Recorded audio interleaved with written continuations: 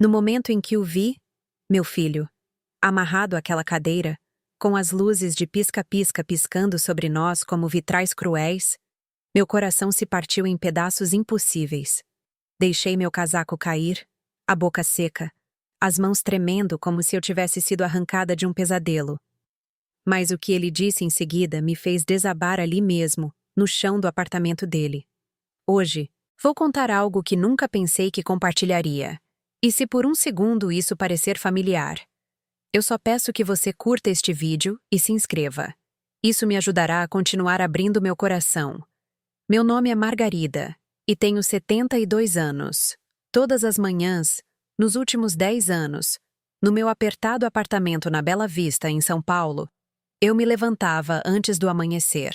O ventilador de teto roncava e rangia, lutando contra o calor abafado de dezembro que se infiltrava pelas paredes finas. O zumbido constante da cidade lá fora mal perfurava o peso que pressionava meu peito. Um peso que carreguei por tanto tempo que esqueci como era respirar livremente. Eu me arrastava pelo dia em minhas pantufas gastas, aquelas com um buraco perto do dedão esquerdo que eu sempre pretendia jogar fora, mas nunca o fazia. Limpando para estranhos que mal notavam minha presença, cuidando dos poucos frágeis que precisavam de ajuda, mas não podiam pagar muito, esfregando pisos até minhas mãos artríticas gritarem em protesto. Mas sempre me perguntando por que minha própria família me tratava como um fantasma assombrando suas vidas. O cheiro de café solúvel da minha pequena cozinha, a buzina distante de um carro de aplicativo lutando no trânsito de São Paulo, a pichação do lado de fora da janela da minha área de serviço que dizia "ame-se". Irônico, considerando que eu havia esquecido como fazer exatamente isso. Minha trilha sonora diária se afogava em uma solidão tão profunda que parecia um afogamento em águas rasas. Naquela manhã de Natal, algo dentro de mim se quebrou. Talvez tenha sido ver a dona Cida do 4B arrastando seu tanque de oxigênio pelo corredor, sozinha novamente nas festas. Talvez tenha sido o silêncio do meu telefone, sem ligações, sem mensagens, sem reconhecimento de que eu sequer existia. Eu liguei para meu filho Davi no início daquela semana. Disse a ele que poderia passar por lá sem avisar no dia de Natal, na esperança de surpreendê-lo. Talvez lembrá-lo de que eu ainda estava respirando. Ainda era sua mãe. A voz dele soou fria pelo telefone, dizendo que eles tinham planos, que talvez eu devesse ligar antes da próxima vez. Mas eu fui mesmo assim. Algo me puxou para aquele prédio de apartamentos com ares de cartão postal desbotado na Santa Cecília, com sua pintura lascada e porta de segurança que nunca fechava direito. O corredor cheirava a cebola frita e decepção, com luzes fluorescentes zumbindo no teto como vespas raivosas. Quando subi aqueles 3 lances de escada, com meus joelhos protestando a cada passo, nunca imaginei o que encontraria. A porta estava entreaberta. Uma música de Natal tocava suavemente lá de dentro. Noite feliz, distorcida em algo sinistro pela cena diante de mim. Lá estava ele, meu filho de 45 anos, o bebê que eu amamentei durante uma pneumonia e segurei durante pesadelos, amarrado a uma cadeira de madeira da cozinha com o que pareciam ser fios de extensão. Sua cabeça pendia para a frente, o cabelo escuro cobrindo seu rosto. Garrafas de cerveja vazias espalhavam-se pela mesa de centro. O apartamento fedia a cigarro velho e outra coisa: medo. Minha bolsa escorregou do meu ombro, as chaves se espalhando pelo piso de cerâmica como dados lançados pelo destino. Minha voz saiu como um sussurro quando o chamei de Davi. Ele levantou a cabeça lentamente, e quando nossos olhos se encontraram, vi algo que rasgou cada esperança a que eu me agarrei por décadas. Não alívio, não gratidão por sua mãe ter vindo salvá-lo, mas uma vergonha tão profunda que havia se transformado em ressentimento. A voz dele estava rouca, derrotada quando disse meu nome. Corri em sua direção, minhas mãos tremendo enquanto eu tentava desatar os fios em seus pulsos. Eu perguntava quem tinha feito aquilo com ele, se deveria chamar a polícia ou o hospital. Mas enquanto eu trabalhava para libertá-lo, ele disse algo que fez meus joelhos dobrarem, que fez o quarto girar como um carrossel desgovernado. Ele disse que fez aquilo consigo mesmo. As palavras me atingiram como um golpe físico. Caí no tapete sujo, olhando para meu filho, tentando processar o que ele acabara de confessar. Ele vinha fazendo isso há meses, por causa de dívidas de jogo e do dinheiro que devia. Pensou que se parecesse que alguém o havia machucado, eu sentiria pena suficiente para lhe dar mais dinheiro. Ele sabia que eu acabaria aparecendo. Eu sempre aparecia. A traição não foram as cordas. Não foi a cena montada ou a manipulação. Foi a maneira casual como ele incluiu meu amor em seu jogo de trapaça. A suposição de que meus instintos maternais eram apenas mais um recurso a ser explorado. Mas deixe-me voltar. Deixe-me contar como chegamos àquele momento, como 45 anos de maternidade me levaram ao chão do apartamento do meu filho na manhã de Natal, percebendo que eu não passava de um caixa eletrônico ambulante aos olhos dele. Tudo começou muito antes de Davi nascer, quando eu tinha 27 anos e me casei com Ricardo em uma pequena cerimônia na Catedral da Sé, em Curitiba. Eram outros tempos. Esperava-se que as mulheres sacrificassem tudo pela família sem questionar, sem sequer reconhecer que o sacrifício existia. Quando a construtora de Ricardo faliu no início dos anos 80, a crise econômica atingiu o Brasil com força. Fui eu quem sugeriu que empacotássemos tudo e nos mudássemos para São Paulo. Eu disse que era um recomeço, novas oportunidades, enquanto balançava o bebê Davi no colo e Miguel, com 2 anos, se agarrava à minha perna. O que eu não disse foi que tinha sido aceita em um curso de enfermagem na universidade, que sonhava em ter uma carreira que importasse, que a carta de aceitação ainda estava dobrada na minha caixa de joias, como uma flor prensada de uma vida que nunca floresceu. Em vez disso, encontrei trabalho limpando prédios de escritórios à noite, enquanto Ricardo procurava empregos na construção civil durante o dia. Morávamos em um apartamento de um quarto em Santo Amaro, os meninos dividindo um colchonete enquanto Ricardo e eu dormíamos em um colchão no chão. As paredes eram finas o suficiente para ouvirmos cada discussão dos vizinhos, cada bebê chorando, cada programa de televisão tocando alto demais. Minhas mãos ficaram ásperas por causa dos produtos de limpeza industrial. Minhas costas doíam de empurrar aspiradores de pó pesados por tapetes intermináveis nos prédios de escritórios do centro. Mas todas as manhãs, eu voltava para casa para fazer o café da manhã para minha família, para ajudar com a lição de casa, para fingir que a exaustão esmagadora era apenas parte de ser uma boa mãe. Davi dizia, quando tinha 12, 13, 14 anos, que precisavam de dinheiro para o material escolar. Nunca um, por favor. Nunca um, obrigado.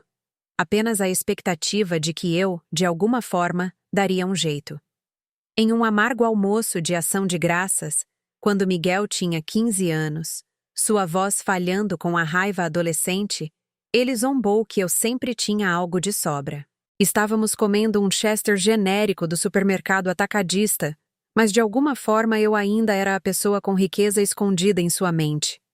Lembro-me de encará-lo do outro lado da nossa mesa de cozinha apertada, aquela que eu comprei de segunda mão e pintei de branco com o pouco dinheiro que consegui juntar, e dizer que eu tinha 3 empregos para nos manter. Ele deu de ombros, já com 1,80 m e se agigantando sobre mim, e retrucou para eu arrumar um emprego melhor. As palavras me cortaram mais fundo do que qualquer faca. Aos 42 anos, eu limpava prédios de escritórios, cuidava de uma senhora idosa chamada Dona Helena por uma miséria por hora e lavava roupa para profissionais ocupados do centro que me pagavam em dinheiro, por fora. Um emprego melhor? Com que educação? Com que tempo? Com que energia restante de manter a vida de todos os outros funcionando? Mas eu engoli a dor, como sempre fazia. Dei desculpas para sua raiva adolescente. Convenci-me de que ele não queria dizer aquilo, que o amor significava absorver essas pequenas crueldades sem reclamar. Ricardo acabou encontrando trabalho, mas a essa altura, algo havia mudado em nosso casamento. Ele ficou ressentido por depender de mim, por me ver sair para o trabalho todas as noites enquanto ele ficava em casa com os meninos. O orgulho masculino é uma coisa engraçada. Ele pode transformar a força da esposa em seu próprio fracasso pessoal. Uma noite, enquanto eu me preparava para o meu turno de limpeza, ele disse que eu o estava fazendo sentir menos homem, ter a esposa trabalhando enquanto ele estava desempregado. Eu sussurrei de volta que éramos parceiros, que fazíamos o que tínhamos que fazer. Mas parceria requer respeito mútuo, e o respeito foi a primeira vítima de nossas dificuldades financeiras. Os meninos cresceram vendo o pai se ressentir dos sacrifícios da mãe, enquanto dependiam dele simultaneamente. Eles aprenderam que o amor parecia pegar sem dar, que as mulheres existiam para resolver problemas e absorver decepções. Quando Davi completou 18 anos, anunciou que se mudaria para Santa Cecília com alguns amigos. Ele precisava de espaço, disse ele, como se minha presença em sua vida fosse sufocante em vez de sustentadora. Miguel escolheu a faculdade na Bahia, o mais longe de nós que conseguiu. Ele explicou que queria fazer algo de si mesmo, com a implicação clara, ao contrário de seus pais. Quando os dois meninos saíram de casa, Ricardo havia encontrado um emprego decente na prefeitura. Mas havíamos esquecido como conversar sobre qualquer coisa, além do tempo e das contas. Passamos tantos anos em modo de sobrevivência que nunca aprendemos a viver juntos de verdade. Os papéis do divórcio chegaram numa terça-feira de março, 3 anos atrás. Ricardo partiu para Salvador, alegando que precisava de um recomeço aos 68 anos. A ironia não me passou despercebida. Eu lhe dei recomeços por toda a minha vida adulta, e agora ele estava buscando um sem mim. Ele disse que eu podia ficar com o apartamento, como se estivesse me fazendo um favor ao me deixar com o aluguel do nosso minúsculo apartamento de 1 quarto na Bela Vista. Ele sabia que eu era apegada ao lugar. Apegada. Como se minha incapacidade de pagar por algo melhor fosse uma escolha sentimental.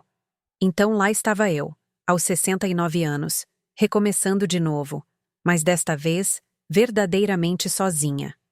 Os meninos ligavam ocasionalmente. Davi talvez uma vez por mês, Miguel a cada poucos meses quando se lembrava que eu existia. As conversas eram sempre breves, funcionais. Como está o tempo? Como está sua saúde? Você precisa de alguma coisa? O que eu precisava era sentir que era mais do que um fardo para as pessoas que passei a vida amando. As ligações de Davi começaram a seguir um padrão. Primeiro, uma conversa casual. Como você está, mãe? Como a Bela Vista está te tratando? Então, gradualmente, o verdadeiro propósito emergia. Problemas com o aluguel este mês. O cartão de crédito estourou com consertos do carro. Se eu poderia ajudá-lo só desta vez. Só desta vez, se tornou 2 vezes. Depois, mensalmente. Depois, sempre que ele ficava sem dinheiro, o que parecia acontecer com mais e mais frequência. Eu me sentava na minha pequena cozinha com seu piso de vinil descascando e a luz fluorescente piscando, olhando para o meu extrato bancário. Meus trabalhos de limpeza mal cobriam meu próprio aluguel e mantimentos. Mas de alguma forma, eu sempre encontrava uma maneira de mandar dinheiro para Davi. R$ 60 aqui. 100 ali.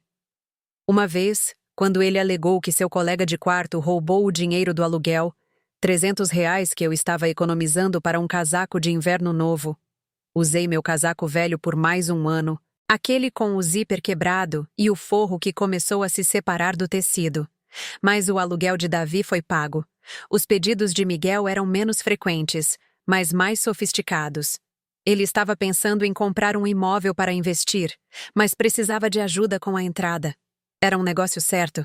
Ele me pagaria de volta com juros. Os R$ 5.000 que lhe enviei vieram do resgate antecipado da minha pequena previdência privada, pagando multas e impostos que me deixaram com ainda menos. O imóvel para investimento nunca se materializou. Quando perguntei sobre isso 6 meses depois, Miguel ficou na defensiva. O mercado mudou, mãe. Imóveis são complicados. Você não entenderia. Eu entendia muito bem.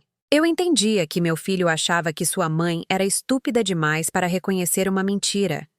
Mas que escolha eu tinha? Estes eram meus filhos. Os bebês que carreguei, as crianças que protegi, os adolescentes que perdoei repetidamente. Não era isso que as mães faziam? O amor incondicional não deveria ser exatamente isso. Incondicional? A solidão se instalou lentamente, como água se infiltrando por uma rachadura na parede. No início, eram apenas as noites silenciosas em que o telefone não tocava. Depois, os feriados em que os convites chegavam tarde ou com tantas condições que pareciam mais obrigações. A namorada de Davi, Jennifer, ligava para dizer que eu poderia ir para o jantar de Natal. Nunca o próprio Davi, sempre Jennifer lidando com o trabalho emocional. Mas a família dela também estaria lá, então poderia ficar cheio. Eu aparecia com biscoitos caseiros que passei 2 dias assando, usando meu melhor vestido. Um azul marinho que comprei há 8 anos para a formatura da faculdade de Miguel. E sorria durante conversas sobre pessoas que eu não conhecia. Lugares onde nunca estive. Experiências que não podia pagar. Jennifer explicava aos parentes dela que Margarida limpava prédios comerciais, sua voz carregando condescendência suficiente para me fazer sentir como se estivesse usando uma letra escarlate. Como se o trabalho honesto fosse algo para se envergonhar. Eu me sentava no canto, observando meu filho rir com o pai de Jennifer sobre investimentos e opções de ações, assuntos que exigiam o tipo de dinheiro que eu nunca tive. Eles discutiam a diversificação de suas carteiras enquanto eu contava mentalmente o dinheiro da passagem do ônibus para casa. Meu neto Tiago, agora com 8 anos, mal notava minha presença. Ele estava sempre absorto em algum aparelho eletrônico, respondendo às minhas perguntas com encolher de ombros e respostas monossilábicas. Davi dizia, sem levantar os olhos do próprio telefone, para Tiago contar à avó sobre a escola. Tiago resmungava um "legal", os dedos nunca parando de tocar freneticamente na tela do jogo. Eu lhe trazia livros, histórias apropriadas para a idade que eu escolhia cuidadosamente da lista de recomendados da biblioteca pública. Eles acabavam em uma pilha perto da porta, ainda embrulhados, acumulando poeira como minhas tentativas de conexão. No Natal passado, aquele antes do Natal em que tudo mudou, notei Tiago mostrando fotos aos pais de Jennifer em seu tablet, uma peça da escola sobre a qual não me contaram, um jogo de futebol que perdi porque ninguém pensou em me convidar. Ouvi Jennifer explicando à mãe dela que a vovó Margarida não gostava muito de esportes, que ela era mais tradicional, código para a velha, irrelevante, desconectada do mundo moderno. Eu passei 69 anos me adaptando a mudanças, aprendendo novas habilidades, sobrevivendo em uma cidade que devorava as pessoas vivas, mas de alguma forma eu era tradicional. Tradicional demais para importar. O ponto de ruptura veio em fevereiro, 2 meses antes daquela devastadora manhã de Natal. Eu vinha me sentindo tonta há semanas, ocasionalmente com falta de ar. Uma terça-feira à noite, enquanto limpava um escritório de advocacia no centro, desmaiei no banheiro. O segurança me encontrou 20 minutos depois, confusa e tremendo no chão de cerâmica fria. Os paramédicos que responderam foram gentis, mas eficientes. Desidratação, disseram. Exaustão. Pressão arterial nas alturas. O jovem paramédico perguntou se havia alguém para quem pudessem ligar enquanto me colocavam na ambulância. Dei o número de Davi e depois o de Miguel. O hospital me manteve em observação durante a noite, fazendo exames e monitorando meu ritmo cardíaco. Toda vez que uma enfermeira perguntava sobre a família, eu garantia que alguém estava vindo. Davi chegou na manhã seguinte, parecendo irritado e apressado. Ele disse que eu o assustei, que o hospital disse que eu desmaiei. Por um momento, senti aquela centelha de esperança. O mesmo sentimento que tive quando ele tinha 5 anos e corria para mim com os joelhos ralados, confiando que eu faria tudo ficar bem. Admiti que estava trabalhando demais, que o médico disse que eu precisava desacelerar. Ele achou isso inteligente, olhou para o relógio e disse que precisava ir trabalhar, mas estava feliz por eu estar bem. Talvez eu devesse pegar mais leve por um tempo. Ele saiu sem perguntar como eu conseguiria pegar mais leve quando dependia daqueles trabalhos de limpeza para pagar o aluguel, sem oferecer ajuda ou mesmo perguntar o que o médico havia dito especificamente. Apenas alívio por eu não estar morrendo e, portanto, não me tornaria sua responsabilidade. Miguel ligou 2 dias depois. Disse que o pai contou que eu estava no hospital e que eu deveria ter ligado antes. Eu disse que dei o número dele ao hospital, que eles disseram que tentaram contatá-lo. Houve uma pausa. Ele disse que estava ocupado com o trabalho, que eu sabia como era. Eu sabia como era. Eu sabia que ocupado era código para não importante o suficiente para interromper minha vida. As contas do hospital começaram a chegar em março.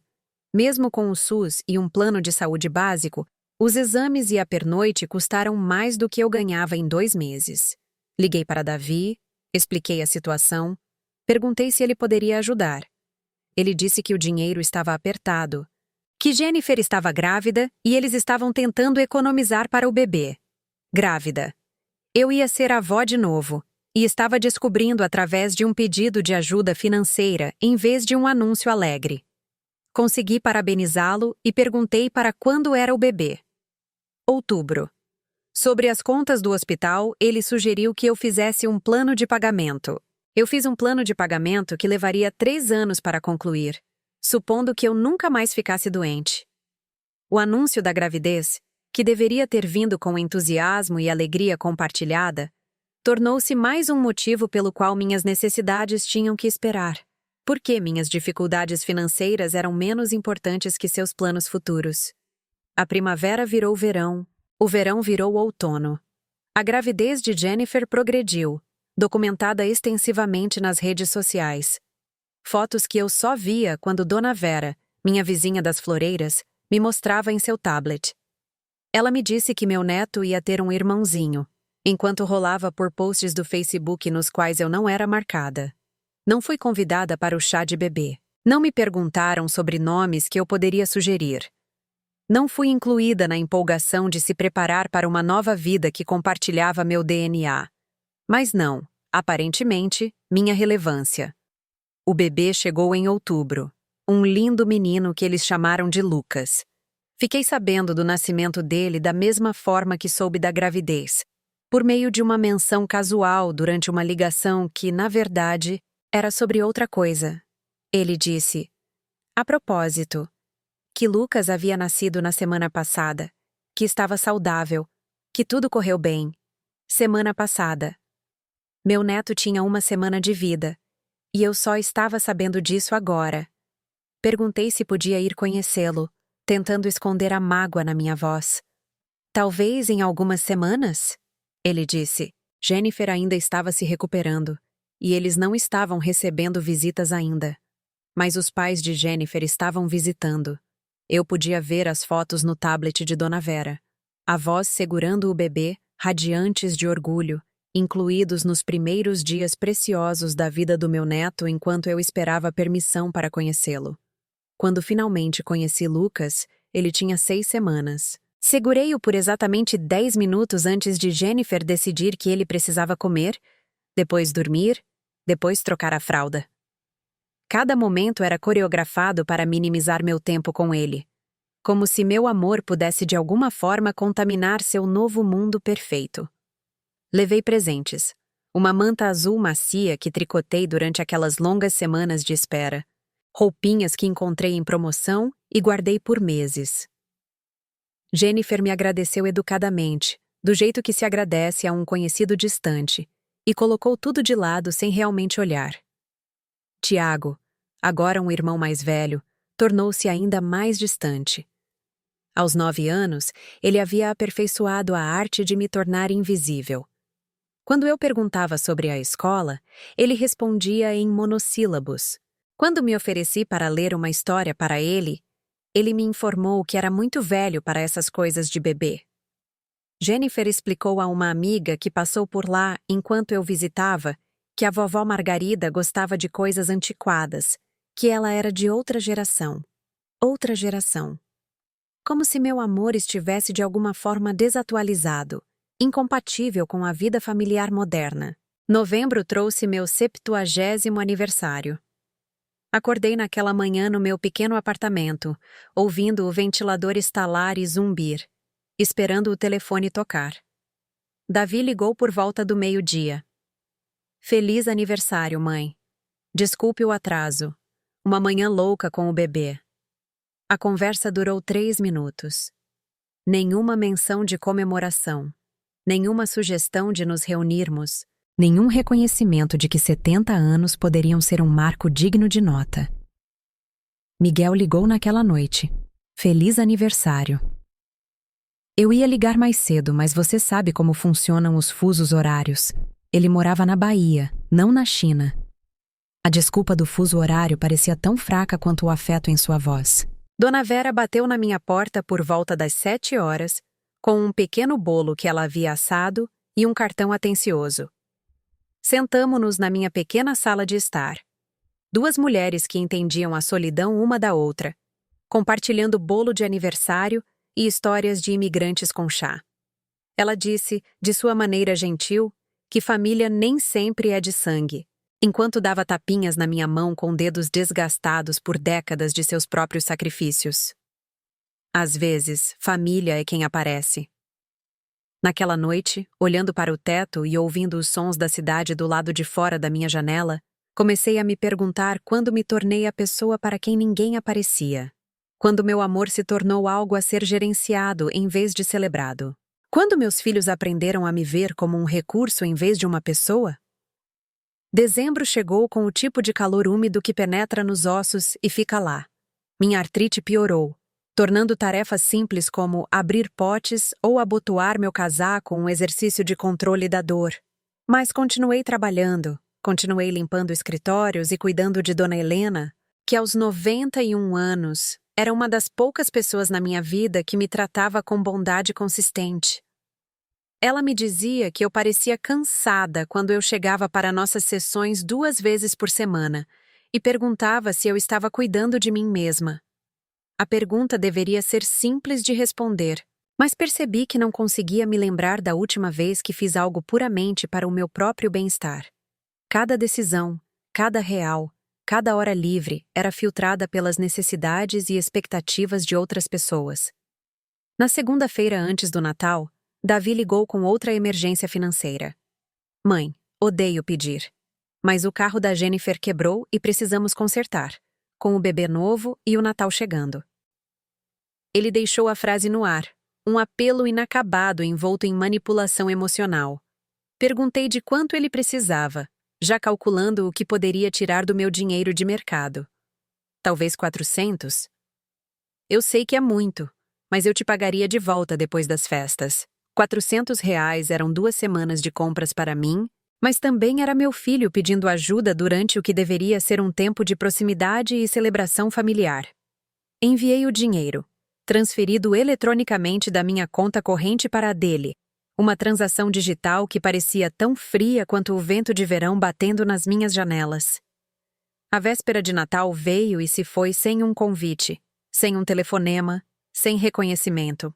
Passei a noite assistindo a filmes antigos na minha pequena televisão e tentando não pensar nos natais em que os meninos eram pequenos, quando o nosso minúsculo apartamento se enchia de risadas e papel de embrulho rasgado e o caos da vida familiar. Essas memórias pareciam a vida de outra pessoa agora, preservadas em álbuns de fotos que ninguém mais olhava.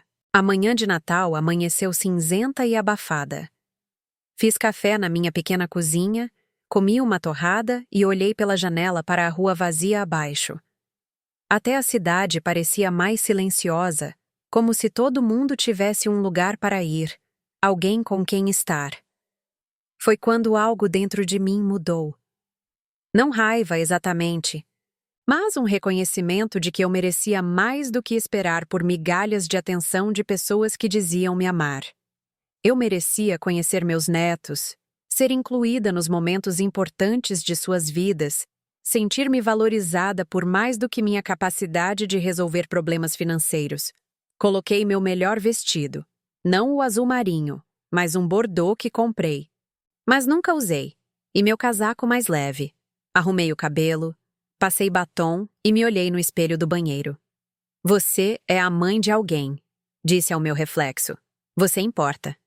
Então caminhei até a estação de metrô e peguei o trem para a Santa Cecília. Eu só tinha ido ao apartamento de Davi 2 vezes antes, ambas as vezes por convite para visitas breves e formais. O prédio era um daqueles antigos que já viram décadas melhores, com uma porta de segurança que nunca fechava direito e caixas de correio cobertas em vários idiomas e múltiplos nomes. Subi aqueles 3 lances de escada, meus joelhos protestando a cada passo, mas minha resolução se fortalecendo a cada andar. Quando cheguei à porta de Davi, senti algo que não experimentava há anos: determinação justa.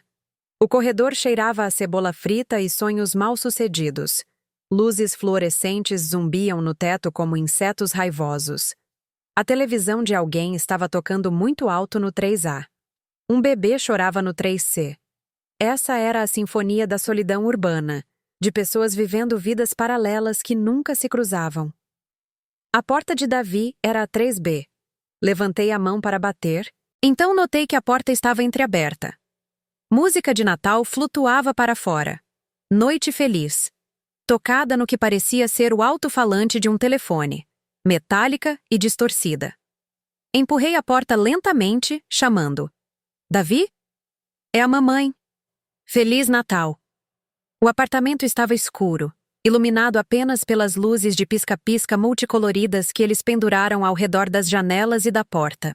Cheirava a cigarro velho e outra coisa. Medo, talvez, ou desespero. Garrafas de cerveja vazias cobriam a mesa de centro. Caixas de pizza estavam empilhadas no balcão da cozinha. Não parecia a casa de pessoas se preparando para a manhã de Natal com seus filhos. E então eu o vi. Meu filho de 45 anos, o bebê que embalei durante as cólicas e guiei em seus primeiros passos, amarrado a uma cadeira de madeira da cozinha com o que pareciam ser cabos de computador e fios de extensão.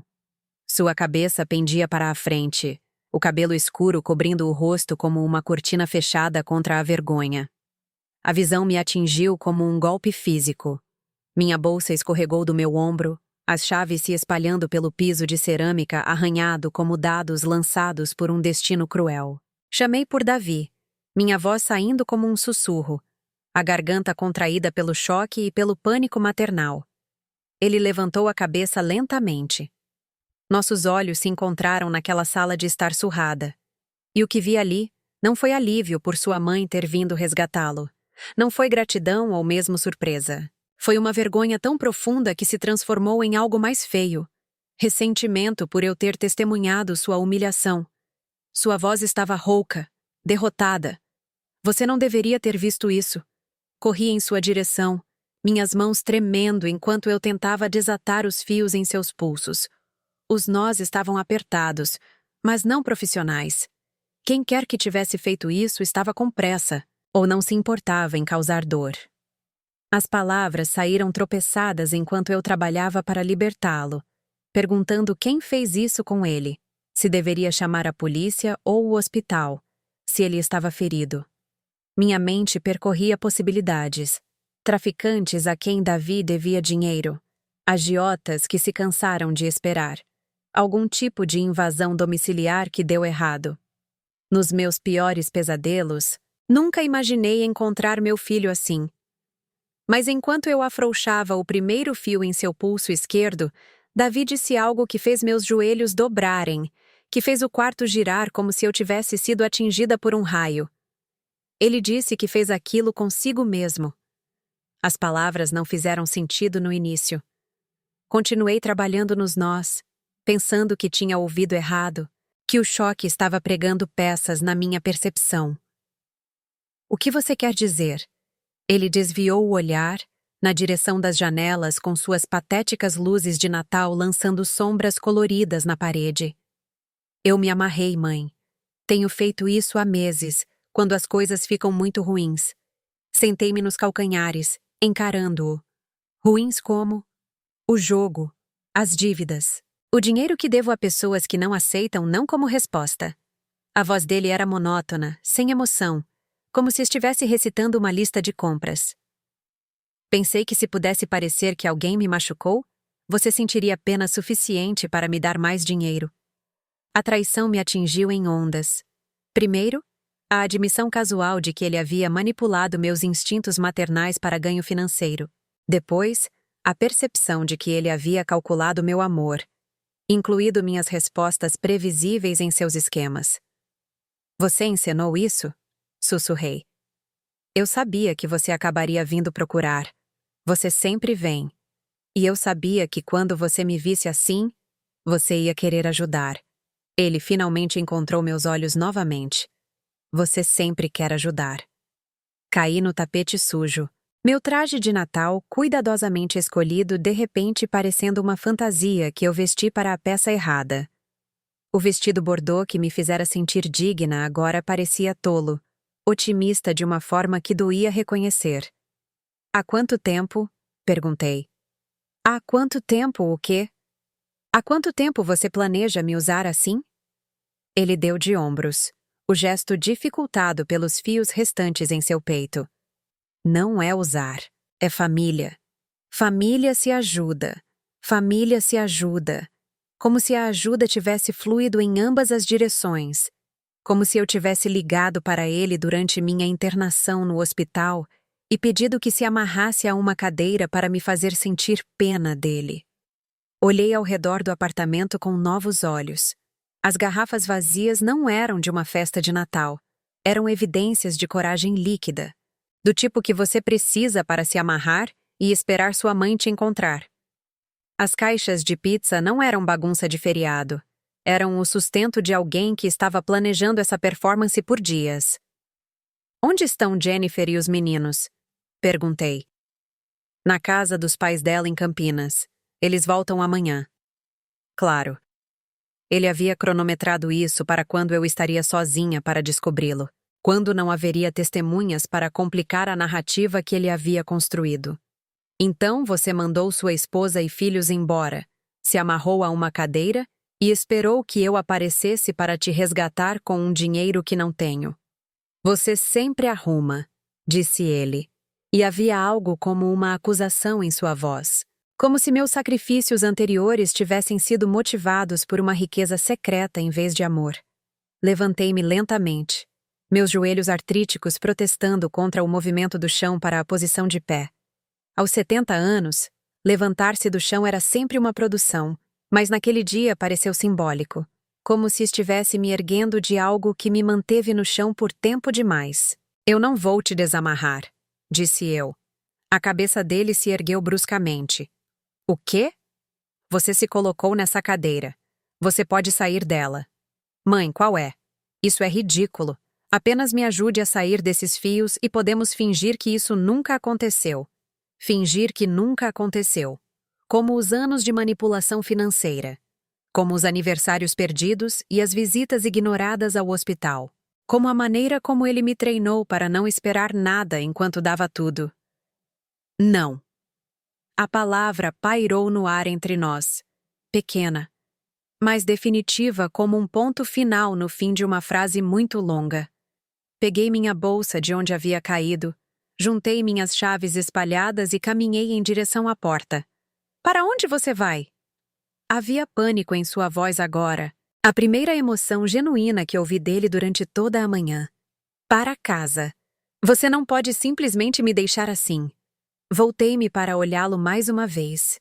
Meu filho, meu bebê, a pessoa pela qual sacrifiquei décadas da minha vida para proteger e prover, sentado em uma cadeira a qual ele se amarrou como parte de um esquema elaborado para extrair dinheiro de sua mãe de 70 anos. Você está certo, eu disse. Não posso te deixar assim, mas posso te deixar com as consequências das escolhas que você fez. A caminhada de volta ao metrô pareceu diferente da caminhada até o apartamento dele. Meus passos estavam mais firmes, mais determinados. O ar quente de dezembro não parecia tão opressor. Até os outros viajantes da manhã de Natal no trem pareciam menos solitários, mais como pessoas que sabiam onde pertenciam no mundo. De volta ao meu pequeno apartamento, fiz uma xícara de chá e sentei-me à mesa da cozinha com um velho álbum de fotos que não abria há anos. Fotos de Davi bebê, gordinho e sorrindo em meus braços. Davi criança, dando seus primeiros passos em minha direção pelo chão da nossa antiga cozinha. Davi menino, mostrando-me com orgulho um desenho que fez na escola. Quando aquela criança confiante e amorosa aprendeu a ver sua mãe como um alvo, em vez de uma pessoa. Quando meu amor incondicional se tornou algo a ser explorado, em vez de valorizado. Fechei o álbum e liguei para Dona Vera. Margarida, como foi a manhã de Natal com seu filho? Diferente do que eu esperava, disse eu. Você gostaria de vir tomar um chá? Acho que preciso conversar com alguém. Ela chegou 20 minutos depois com um prato de biscoitos caseiros, e o tipo de presença que torna conversas difíceis possíveis. Contei tudo a ela. Os anos de pedidos financeiros, a exclusão gradual de eventos familiares, a internação no hospital quando ninguém apareceu, a cena da manhã de Natal em que entrei horas antes. Ai, minha filha, disse ela balançando a cabeça. Isso não é amor. Isso é outra coisa. Mas ele é meu filho. Sim, e você é a mãe dele. Mas ser mãe não significa ser vítima. A palavra me atingiu como água fria. Vítima. Era isso que eu havia me tornado? Tinha confundido martírio com maternidade tão completamente que não conseguia mais ver a diferença? Naquela noite, fiz algo que não fazia há décadas. Desliguei meu telefone. Eu não queria saber se Davi havia conseguido se libertar de sua escravidão autoimposta. Eu não queria ouvir suas explicações ou desculpas. Eu não queria ser manipulada a me sentir culpada por me recusar a participar da minha própria exploração. Dormi melhor do que em meses. Na manhã seguinte, no dia depois do Natal, o telefone estava cheio de mensagens. Davi, cada vez mais frenético à medida que suas ligações iam direto para a caixa postal. Jennifer, exigindo saber o que eu havia feito para perturbar Davi. Até Miguel, arrastado para o drama a 3 fusos horários de distância. Ouvi cada mensagem uma vez e depois apaguei todas. Em vez de retornar as ligações, fiz algo sem precedentes.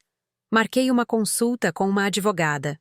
Dona Vera me deu o nome de alguém especializada em direito do idoso e abuso financeiro, uma mulher chamada Sara Mendes, que trabalhava em um pequeno escritório em Pinheiros. A família pode ser o pior predador financeiro, explicou Sara durante nossa consulta 2 dias depois. Eles conhecem todos os seus botões emocionais, todos os seus medos, todas as maneiras de fazer a exploração parecer amor. Ela me ajudou a revisar meus registros financeiros dos últimos 5 anos. O padrão era inconfundível, uma vez que o colocamos no papel. Pedidos cada vez mais frequentes de Davi, sempre enquadrados como emergências, sempre acompanhados de promessas de me pagar de volta que nunca foram cumpridas. Conservadoramente, você deu ao seu filho mais de R$ 12.000 nos últimos 5 anos, calculou Sara. E isso é apenas o que você pode documentar. Quanto disso foi pago de volta? 0.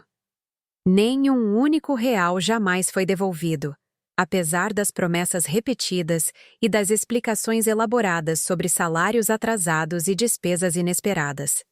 Senhora Margarida, o que você sofreu foi abuso financeiro contra idosos. É surpreendentemente comum e é devastador precisamente porque vem de pessoas que amamos e confiamos. Abuso financeiro contra idosos.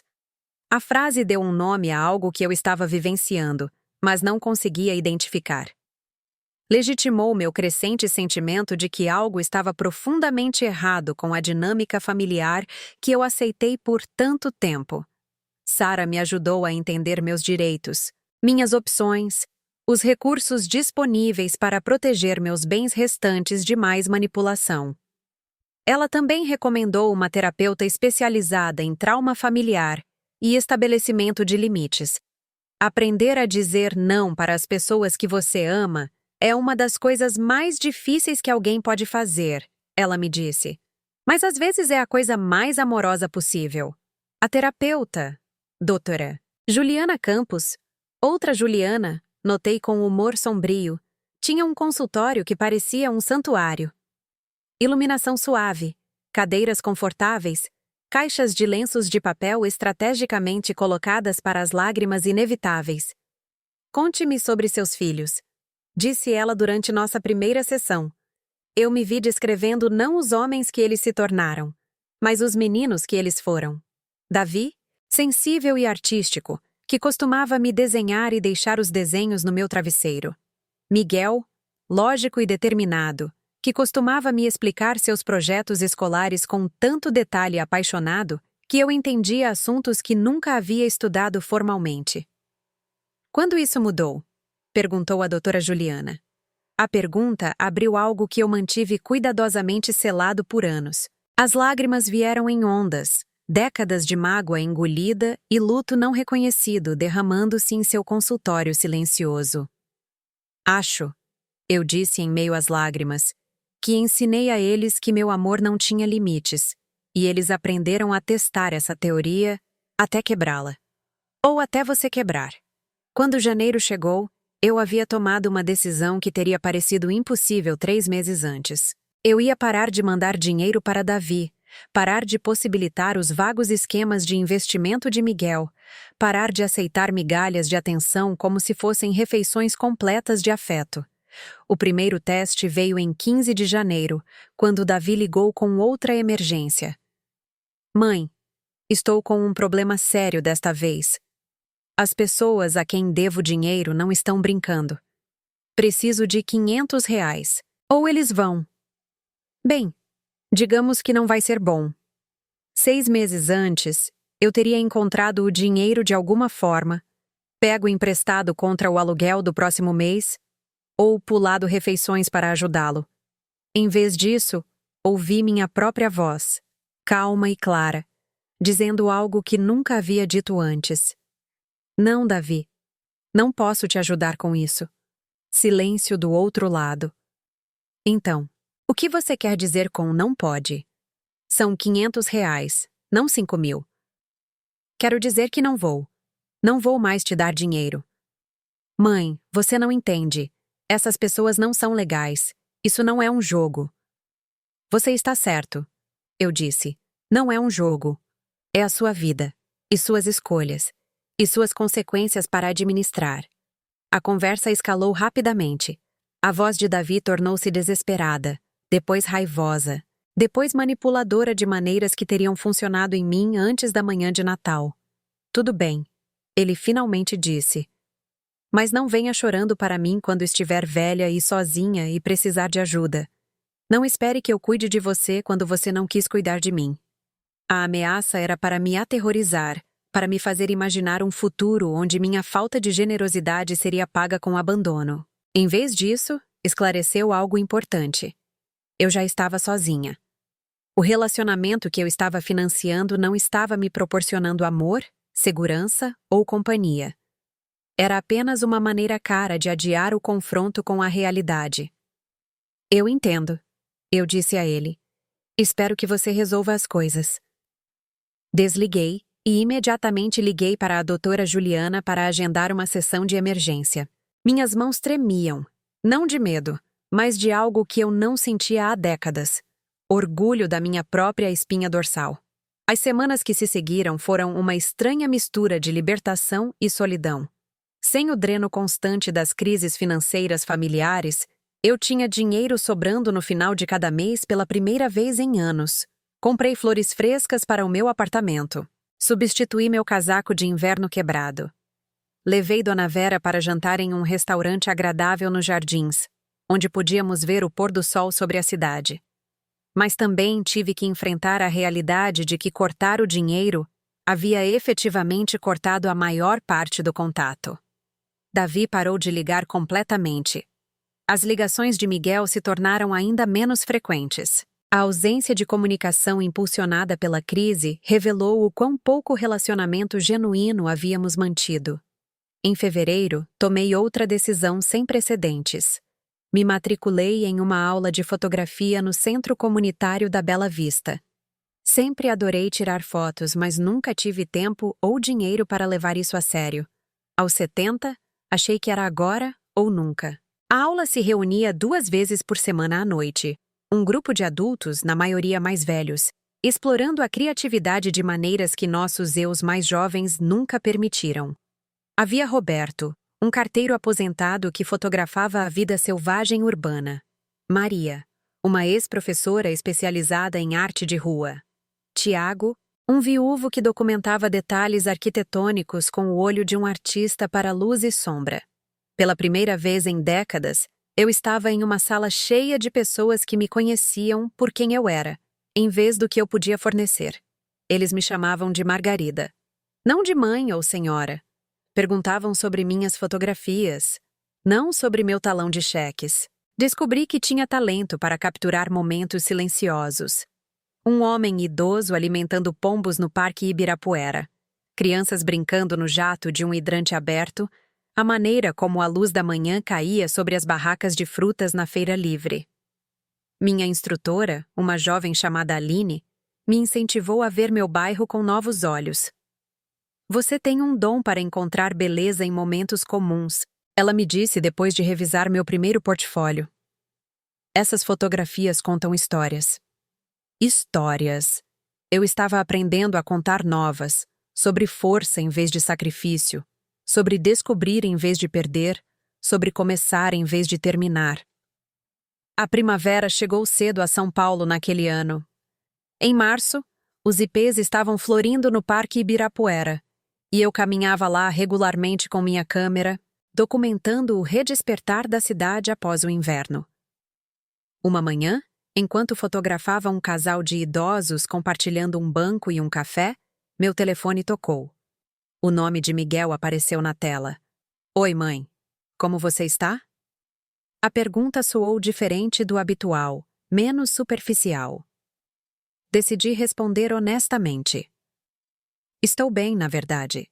Estou fazendo uma aula de fotografia, passando mais tempo no bairro. Tem sido um bom inverno para mim. Que ótimo! Escuta, eu queria falar com você sobre o Davi. Meu estômago se contraiu. O que tem ele? Ele me ligou na semana passada. Diz que você o cortou financeiramente e ele está muito chateado com isso. Ele acha que você está sendo irracional.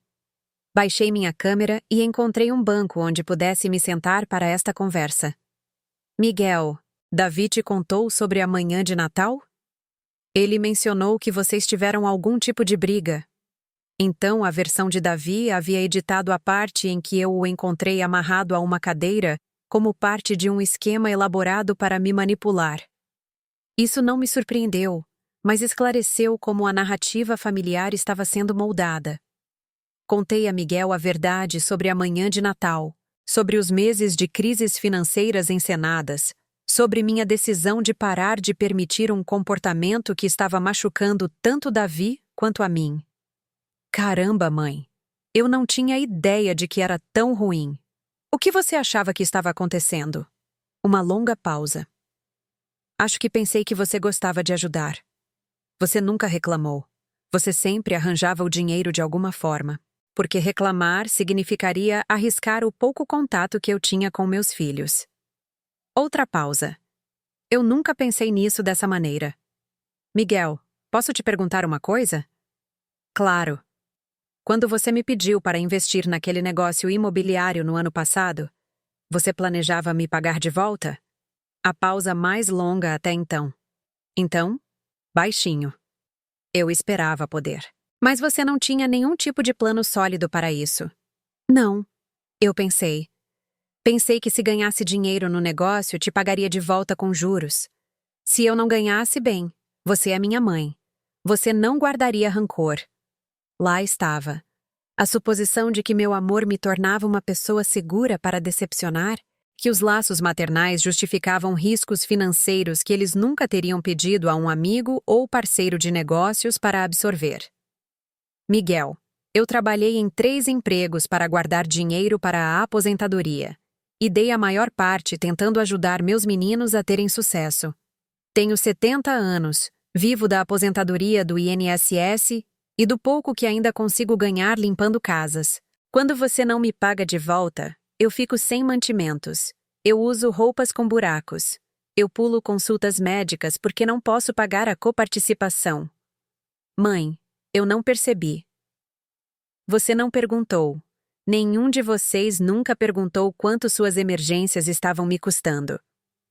Vocês presumiram que eu tinha recursos infinitos, ou que minhas dificuldades financeiras não importavam tanto quanto as suas. Eu podia ouvir Miguel chorando do outro lado da linha, a milhares de quilômetros de distância na Bahia. Quando ele falou novamente, sua voz estava embargada de lágrimas. Sinto muito, mãe. Fui um filho terrível. Você foi um filho que não pensou nas consequências de suas escolhas. Há uma diferença, e não é tarde demais para mudar. Conversamos por mais 1 hora, a conversa mais longa e genuína que tivemos em anos. Miguel me contou sobre seu trabalho, suas lutas, seus sonhos.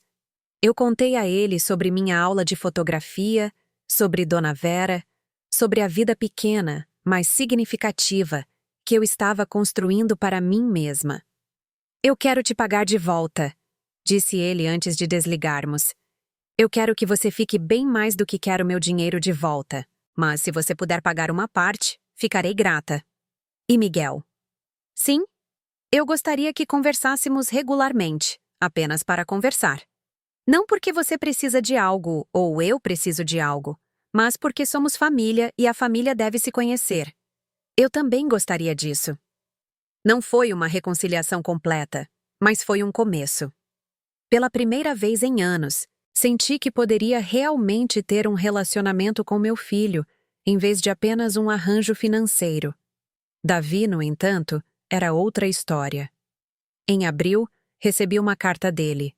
Não um telefonema, mas uma carta manuscrita entregue no meu apartamento. O envelope estava endereçado com sua caligrafia familiar, a caligrafia que eu o ajudei a praticar quando ele tinha 7 anos. Dentro havia um apelo de 3 páginas que conseguia ser simultaneamente manipulador e comovente. Ele se desculpou pela manhã de Natal, mas de uma forma que minimizava o que realmente aconteceu. Ele sentia muito por eu ter entendido mal a situação, e sentia muito por eu ter me sentido magoada. Não por ter encenado uma decepção elaborada, mas por eu ter reagido mal à sua criatividade em resolver problemas financeiros. A carta continuava explicando suas dificuldades atuais em grande detalhe. Jennifer estava ameaçando deixá-lo se ele não controlasse o jogo. Ele devia dinheiro a pessoas perigosas. Ele estava tentando entrar em um programa de tratamento, mas precisava de fundos para cobrir o custo. Mãe, eu sei que cometi erros, mas sou seu filho. Preciso de ajuda. E você é a única pessoa a quem posso recorrer. Se você pudesse apenas me emprestar R$2.000 para entrar neste programa, prometo que as coisas serão diferentes. R$2.000.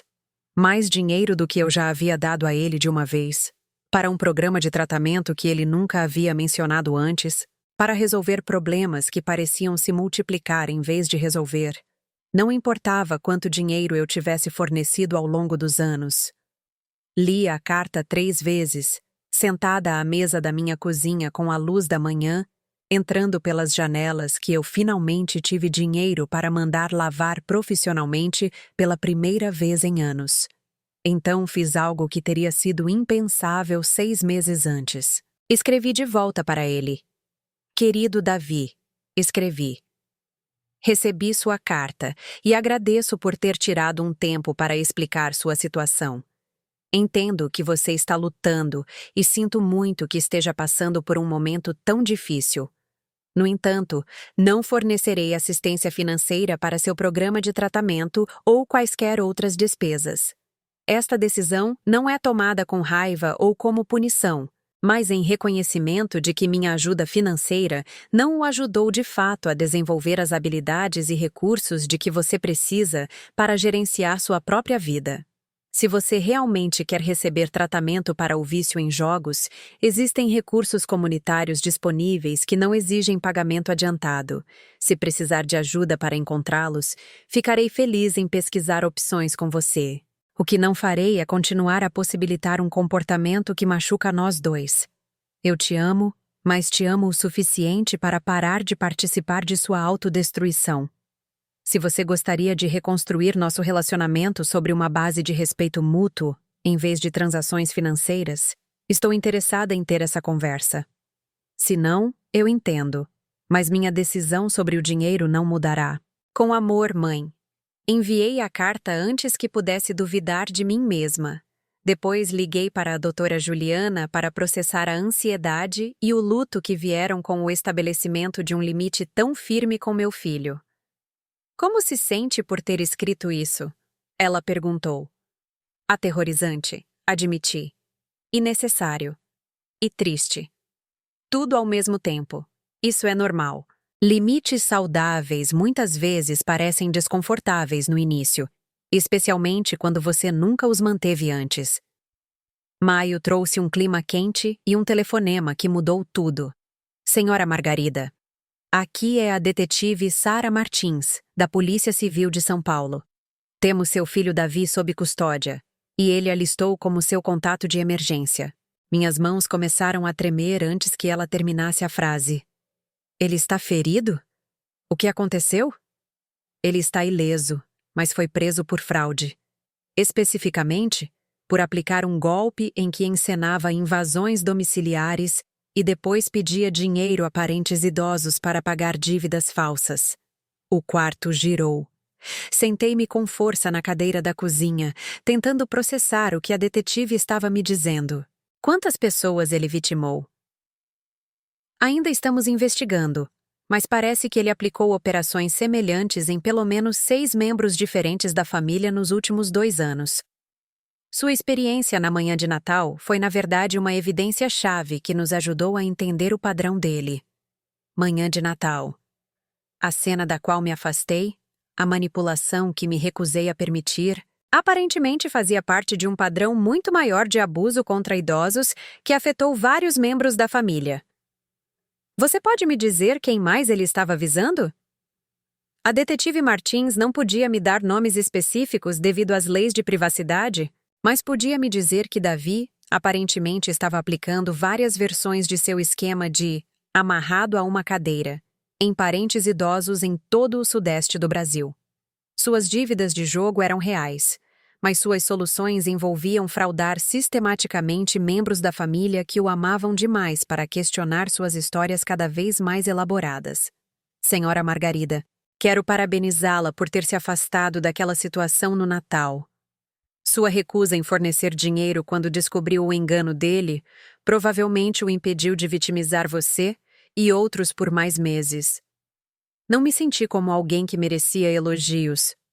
Senti-me como uma mãe cujo filho estava na cadeia porque eu falhei em ensiná-lo a diferença entre amor e exploração. Mas a doutora, Juliana, me ajudou a entender que as escolhas de Davi eram dele, que minha permissividade anterior havia sido motivada pelo amor, mesmo que no final tenha sido prejudicial, e que meu recente estabelecimento de limites tinha sido, na verdade, a coisa mais amorosa que eu poderia ter feito.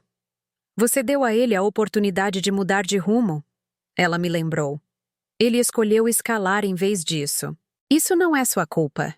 O julgamento foi marcado para setembro. O advogado de ofício de Davi entrou em contato comigo para fornecer depoimento de caráter. Mas depois de discutir com a doutora Juliana e Sara Mendes, decidi que a honestidade serviria a todos melhor do que a lealdade equivocada.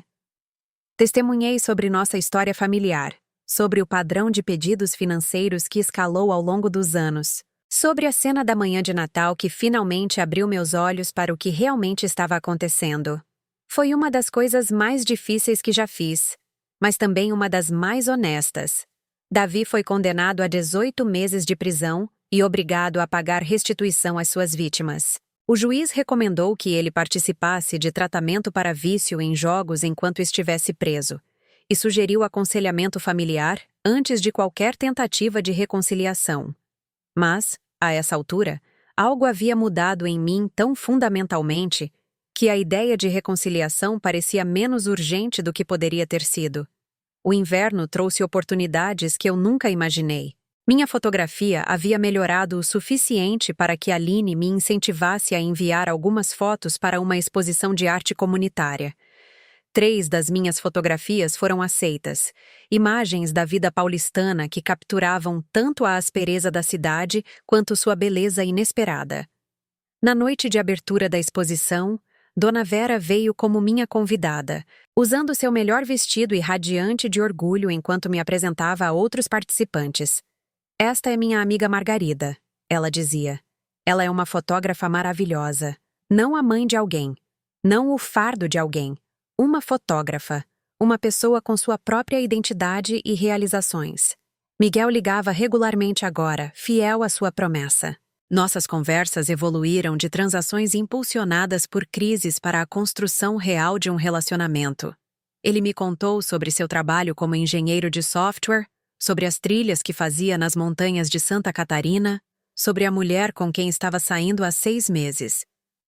Eu gostaria que você a conhecesse um dia, disse ele durante uma de nossas ligações em julho.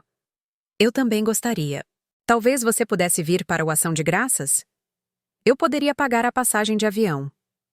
A oferta para pagar minha viagem pareceu diferente de seus antigos pedidos de dinheiro. Foi impulsionada pela generosidade em vez do desespero, por um desejo de me incluir em vez de me explorar. Deixe-me pensar, eu disse.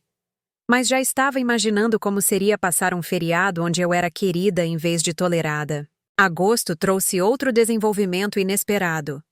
Tiago, agora com 10 anos e morando com os pais de Jennifer enquanto Davi cumpria sua sentença, me ligou uma tarde. Vovó Margarida? É o Tiago. A mamãe me deu seu número. Meu coração parou. Eu não falava com ninguém da família de Davi desde o incidente da manhã de Natal. Presumi que minha recusa em continuar financiando o estilo de vida de Davi me tornara persona non grata com Jennifer e as crianças. Tiago, querido, como você está? Estou bem. Eu queria te perguntar uma coisa. Mamãe me disse que o papai fez umas coisas ruins e você tentou ajudá-lo, mas ele não estava pronto para ser ajudado. É verdade. Deus abençoe Jennifer por encontrar uma maneira apropriada para a idade de explicar uma situação complicada sem demonizar nenhum dos pais. É verdade, eu disse cuidadosamente. Sinto muito que ele tenha te magoado. Mamãe me mostrou alguns dos presentes de Natal que você trouxe no ano passado. Eu nunca agradeci. 10 anos de idade, e ele estava se desculpando pelo comportamento do pai, enquanto exibia mais maturidade do que Davi havia demonstrado em décadas. Você não precisa se desculpar por seu pai, querido. E de nada pelos presentes. Gostei de escolhê-los para você. Eu poderia te visitar um dia? Mamãe disse que poderia me levar de metrô se você quiser receber visitas. Comecei a chorar ali mesmo na minha cozinha, lágrimas de alegria pela primeira vez em mais tempo do que conseguia me lembrar. Eu adoraria isso mais do que tudo. Tiago e Jennifer visitaram 2 semanas depois. Jennifer estava mais quieta do que eu me lembrava, desgastada por meses lidando com as consequências dos problemas legais e enganos financeiros de Davi. Mas ela também era mais calorosa, mais genuína, como se a crise tivesse queimado a polidez superficial que sempre nos manteve à distância. Senhora Margarida, eu lhe devo um pedido de desculpas, disse ela enquanto Tiago explorava meu apartamento com a curiosidade de uma criança descobrindo um novo mundo. Eu não sabia o quão ruins as coisas tinham ficado com o jogo de Davi, ou quanto dinheiro ele estava tirando de você. Eu deveria ter prestado mais atenção. Você estava gerenciando sua própria família e lidando com seus próprios desafios. Eu disse a ela. Eu não a culpo pelas escolhas de Davi. Mesmo assim, sinto muito. E quero que Tiago e Lucas conheçam a avó deles, se você estiver interessada. Lucas, agora com quase 1 ano, estava andando e balbuciando, e tinha os olhos escuros do pai, mas nenhuma da expressão calculista dele. Ele estendeu os braços para mim com a confiança descomplicada de um bebê que ainda não aprendeu que os adultos às vezes decepcionam. Segurando meu neto mais novo nos braços, observando Tiago examinar meu equipamento de fotografia com mãos cuidadosas e interesse genuíno, percebi algo profundo. Era assim que a família deveria se sentir. Não obrigação ou culpa ou transação financeira, mas afeto simples e mútuo. Setembro trouxe a sentença de Davi, mas também trouxe uma carta de Miguel com uma passagem de avião para Florianópolis inclusa. Mãe, tenho pensado no que você disse sobre a família se conhecer. Percebi que não sei realmente quem você é fora de ser minha mãe. Gostaria de mudar isso. Por favor, venha para o Ação de Graças. Quero que você conheça a Sarah. E quero te mostrar minha vida aqui, sem compromissos, sem agenda. Apenas tempo juntos. O voo para Florianópolis foi minha primeira vez em um avião em mais de 15 anos. Enquanto decolávamos de Guarulhos, olhei para os bairros de São Paulo se espalhando abaixo e senti algo que nunca havia experimentado antes. Entusiasmo com o futuro em vez de ansiedade com o passado. Miguel me encontrou no aeroporto com flores e um sorriso genuíno. Ele parecia mais velho do que eu esperava, 43 com fios grisalhos em seu cabelo escuro, mas mais saudável do que o vira em anos. O sucesso lhe caía bem de uma forma que a dificuldade nunca o fez. "Mãe, você está ótima", disse ele, e percebi que provavelmente era verdade. Meses caminhando regularmente, comendo melhor porque podia pagar, dormindo em paz porque não estava constantemente preocupada com crises familiares, tudo isso havia melhorado minha saúde de maneiras visíveis. Seu apartamento em São José tinha vista para a Ponte Hercílio Luz e paredes cobertas com fotografias que ele tirou durante suas aventuras de trilha. Sarah era mais jovem do que eu esperava, talvez 35, com linhas de riso ao redor dos olhos e o tipo de calor natural que tornava a conversa fácil. "O Miguel me falou tanto da sua fotografia", disse ela durante o jantar naquela primeira noite. "Adoraria ver alguns de seus trabalhos." Passamos a noite olhando as impressões que eu trouxe da minha série de São Paulo, falando sobre luz e composição e as histórias que momentos comuns podiam contar. Pela primeira vez em décadas, eu estava compartilhando algo que criei em vez de algo que sacrifiquei. "Você tem um dom de verdade", disse Sarah, estudando uma fotografia que tirei de um homem idoso alimentando pombos no Parque Ibirapuera. "Há tanta empatia no seu trabalho." Empatia. Talvez fosse isso que eu estivesse desenvolvendo todos esses anos. Não apenas a capacidade de absorver a dor dos outros, mas a capacidade de testemunhá-la com sabedoria e compaixão, em vez de permissividade e codependência. O jantar de ação de graças foi pequeno, mas perfeito. Miguel cozinhou. Algo que eu nunca soube que ele sabia fazer. Enquanto Sarah e eu arrumávamos a mesa e compartilhávamos histórias sobre nossas infâncias. A conversa fluiu naturalmente, cobrindo tudo, de política a livros e sonhos de viagem. "Mãe, tenho algo para você", disse Miguel enquanto terminávamos a sobremesa. Ele me entregou um envelope com meu nome escrito em sua caligrafia cuidadosa. Dentro havia um cheque de R$ 7.000 e uma carta. "Querida mãe", dizia a carta, "estive calculando o que lhe devo por anos de empréstimos que nunca paguei. Isso não cobre tudo, mas é um começo. Mais importante, quero que você saiba que agora entendo o que esses empréstimos lhe custaram, não apenas financeiramente, mas emocionalmente. Eu me aproveitei do seu amor e sinto muito. Espero que possamos continuar construindo um relacionamento baseado em respeito mútuo em vez de apoio unilateral. Eu te amo e tenho orgulho de ser seu filho. Miguel." Chorei ao ler, mas foram lágrimas de cura em vez de lágrimas de luto. O voo de volta para São Paulo pareceu diferente do voo de ida. Eu não estava mais fugindo de algo. Estava retornando a uma vida que escolhi e construí para mim mesma. Dona Vera me encontrou na porta do meu apartamento com uma xícara de chá e perguntas animadas sobre minha viagem. Sentamo-nos na minha sala de estar, agora decorada com algumas das minhas fotografias emolduradas, enquanto eu contava a ela sobre Miguel e Sarah, sobre o jantar de ação de graças e as manhãs enevoadas de Florianópolis, e a sensação de ser valorizada por quem eu era, em vez do que podia fornecer. "Viu?", disse ela, dando um tapinha na minha mão com seus dedos enrugados. "Você escolheu a si mesma, e o mundo a escolheu de volta." Dezembro chegou com um calor incomum. As mudanças climáticas tornaram os verões de São Paulo mais intensos, mas este ano parecia especialmente gentil, como se o universo estivesse me oferecendo um pouso mais suave após uma transformação tão difícil. O Natal se aproximava sem a ansiedade que marcara os anos anteriores. Eu tinha planos: jantar com Dona Vera e outras 2 vizinhas que se tornaram amigas, uma caminhada matinal no Parque Ibirapuera para fotografar a luz do inverno, um telefonema à noite com Miguel e Sara. Mas eu também tinha algo que nunca tive antes: uma paz genuína com a ideia de estar sozinha. A solidão não parecia mais punição ou fracasso. Parecia espaço para respirar, espaço para crescer, liberdade para escolher. 2 dias antes do Natal, Jennifer ligou. Senhora Margarida, sei que pode ser presunção, mas o Tiago tem perguntado por você constantemente. Você gostaria de passar a manhã de Natal conosco? Só você, eu e os meninos. Sem drama, sem expectativas. O Tiago quer te mostrar um ensaio fotográfico que ele está fazendo para a escola.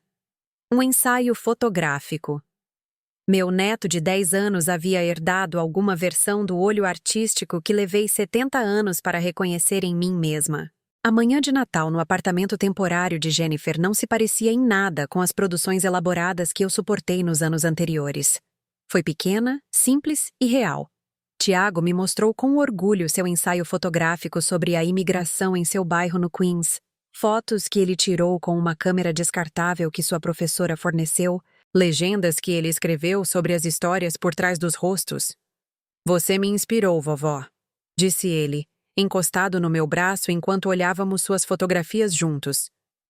Mamãe me disse que agora você é uma fotógrafa de verdade. Lucas engatinhava pela sala, parando ocasionalmente para dar um tapinha no meu joelho ou me oferecer qualquer brinquedo que estivesse carregando. Aos 14 meses, ele estava começando a dizer palavras reconhecíveis. Livro, dá e milagrosamente vovó, quando me via. Jennifer havia feito pãezinhos de canela caseiros, e nós os comemos enquanto Tiago lia para nós a história de Natal de um livro infantil, completo com vozes teatrais para todos os personagens. Foi a primeira manhã de Natal em décadas que pareceu celebração em vez de resistência. Obrigada por nos dar outra chance, disse Jennifer enquanto eu me preparava para sair. Obrigada por me dar uma, respondi. Caminhando de volta para o metrô, minha bolsa da câmera em um ombro e o cartão de Natal feito à mão por Tiago na bolsa, percebi algo profundo. Era assim que a ressurreição se sentia. Não dramática ou súbita, mas gradual e conquistada. Construída através de centenas de pequenas escolhas para me valorizar tanto quanto valorizava os outros. O trem de volta para a Bela Vista estava quase vazio. Apenas algumas outras pessoas voltando para casa de suas próprias celebrações de Natal. Encontrei um assento perto da janela e observei bairros familiares passarem, pensando no ano que estava terminando e na vida que estava apenas começando. Aos 70 anos, aprendi algo que poderia ter me poupado décadas de dor se eu tivesse entendido antes. Amor sem limites não é realmente amor. É uma transação disfarçada de afeto, permissividade disfarçada de cuidado, medo disfarçado de generosidade. O amor verdadeiro, do tipo que realmente ajuda as pessoas a crescer e prosperar, exige a coragem de dizer não quando o sim faria mal. Exige a sabedoria de distinguir entre apoiar alguém e carregá-lo. Exige a força de deixar as pessoas experimentarem as consequências em vez de resgatá-las constantemente de suas próprias escolhas. Meu telefone tocou quando o trem parou na minha estação. O nome de Miguel apareceu na tela. Feliz Natal, mãe. Como foi sua manhã? Perfeita, eu disse. E era verdade. Conversamos durante minha caminhada do metrô até meu apartamento, compartilhando detalhes sobre nossas respectivas celebrações de Natal. Sara adorou o livro de fotografia que enviei para ela. Eles estavam planejando uma viagem de primavera à Europa e queriam recomendações para os bairros mais fotogênicos de Paris. Eu nunca fui a Paris, admiti. Bem, talvez isso deva mudar. Sara e eu estávamos pensando. E se você viesse conosco? Se você estiver interessada, quero dizer. Poderíamos ajudar com os custos. Paris, aos 70, com meu filho e sua namorada que genuinamente gostavam da minha companhia e queriam compartilhar experiências comigo em vez de extrair recursos de mim. Estou muito interessada, eu disse. De volta ao meu apartamento, fiz um chá e me acomodei na minha poltrona favorita com a nova revista de fotografia que Dona Vera me deu de Natal. O sol de inverno entrava pelas minhas janelas limpas, iluminando a vida pequena, mas significativa, que construí para mim. Na mesinha lateral havia uma carta que chegou ontem, encaminhada do endereço da prisão de Davi. Eu estava debatendo se deveria abri-la, mas a manhã de Natal parecia o momento certo para o que quer que ele tivesse a dizer. Querida mãe, começava a carta, com uma caligrafia que parecia mais cuidadosa do que o normal, como se ele tivesse levado tempo com cada palavra. Estou em um programa de tratamento aqui, e parte dele envolve fazer as pazes com as pessoas que magoei. Sei que te magoei mais do que provavelmente consigo entender, e sinto muito. Não sinto muito por ter sido pego, mas realmente sinto muito pelas escolhas que fiz e pela maneira como te tratei. Estou aprendendo sobre o vício, não apenas no jogo, mas em usar outras pessoas para resolver meus problemas. Percebo agora que me treinei para te ver como uma solução em vez de uma pessoa, e isso foi errado. Foi cruel, mesmo que eu não pensasse dessa forma na época. Não espero perdão, e não estou escrevendo para pedir nada. Só queria que você soubesse que agora entendo o que fiz, e estou tentando descobrir como ser diferente. Se um dia, depois que eu sair e provar que realmente mudei, você estiver disposta a tentar ter um relacionamento que não envolva eu precisando de coisas de você, eu gostaria disso. Mas se não estiver, eu entendo também. Obrigado por ter se afastado de mim na manhã de Natal do ano passado. Fiquei com raiva na época, mas agora entendo que foi a primeira vez que alguém me amou o suficiente para se recusar a me permitir. Provavelmente salvou minha vida, mesmo que tenha levado 1 ano para eu ver isso. Espero que você esteja bem e feliz. Você merece estar. Com amor, Davi. Li a carta 3 vezes, com lágrimas escorrendo pelo meu rosto. Não lágrimas de manipulação, ou culpa, ou obrigação, mas lágrimas de esperança genuína de que meu filho pudesse finalmente estar aprendendo a diferença entre amor e exploração. Eu não planejava responder imediatamente. Palavras eram baratas, e Davi sempre fora bom com as palavras. Mas se ele estivesse falando sério sobre a mudança, se estivesse genuinamente comprometido em construir um relacionamento baseado em respeito mútuo, em vez de apoio unilateral, poderia haver espaço para uma reconciliação cuidadosa e com limites em nosso futuro. Se não, eu aprendi que poderia construir uma vida significativa sem a presença dele.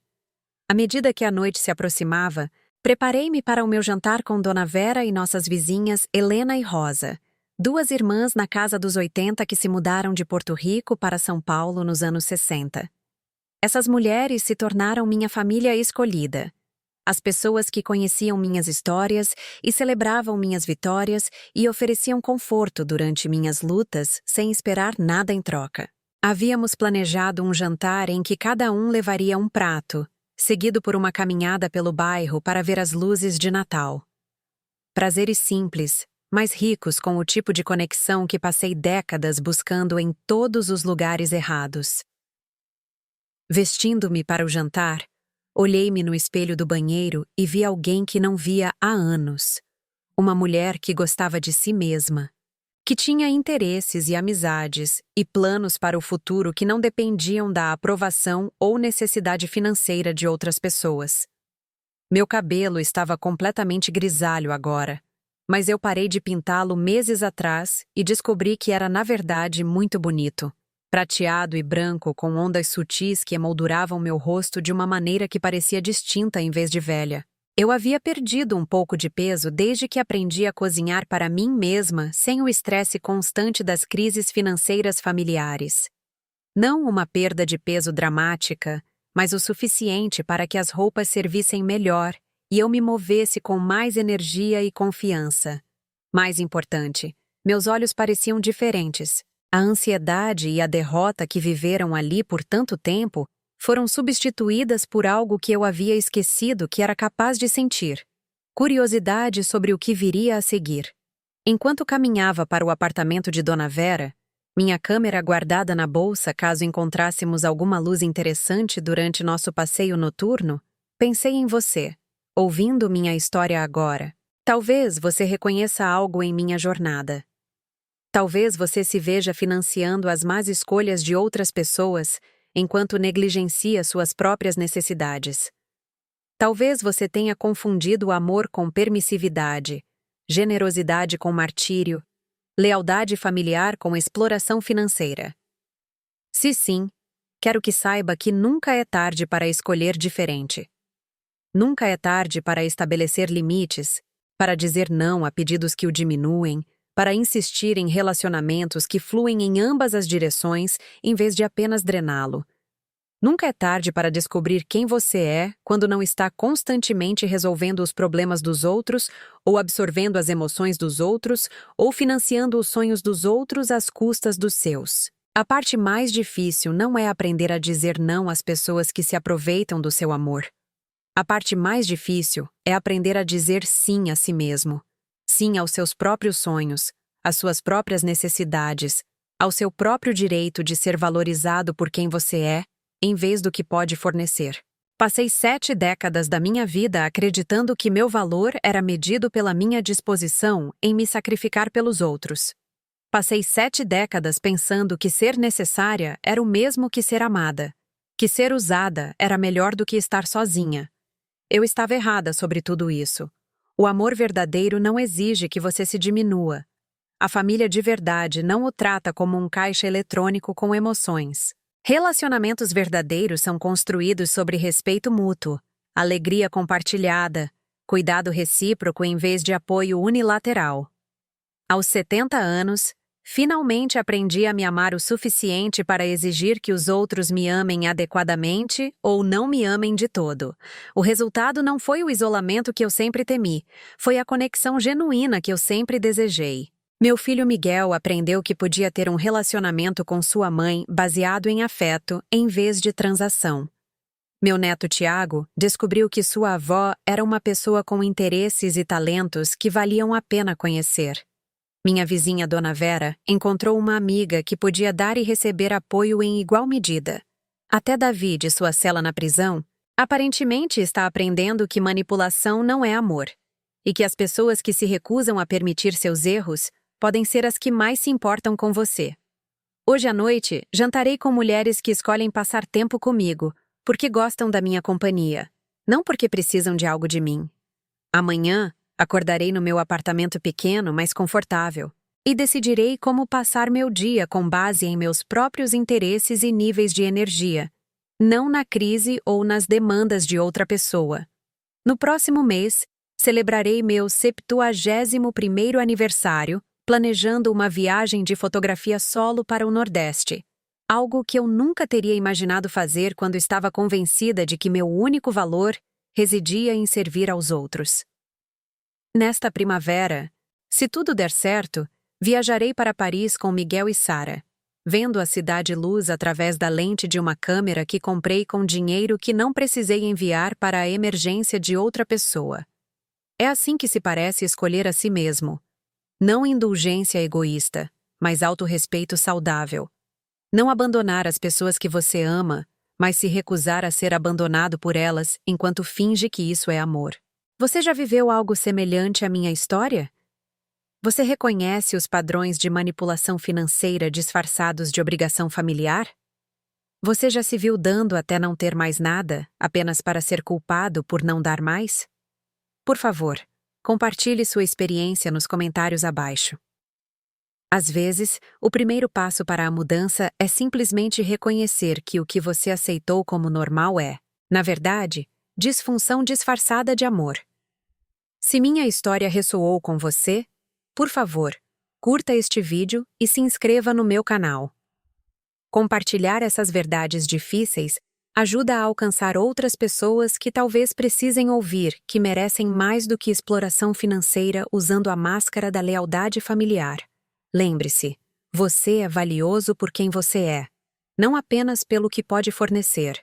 Seu amor é um presente, não uma dívida que você deve pelo privilégio de existir na vida de outras pessoas.